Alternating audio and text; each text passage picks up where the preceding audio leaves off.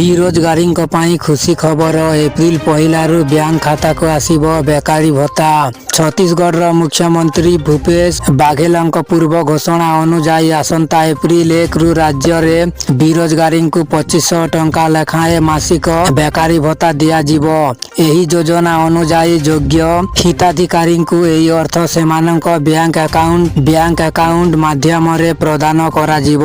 ଏଥିସହ ସେମାନଙ୍କ ଦକ୍ଷତା ବୃଦ୍ଧି ପାଇଁ ପଦକ୍ଷେପ ନିଆଯିବ ଏବଂ ନିଯୁକ୍ତି ପାଇଁ ସହାୟତା ଯୋଗାଇ ଦିଆଯିବ।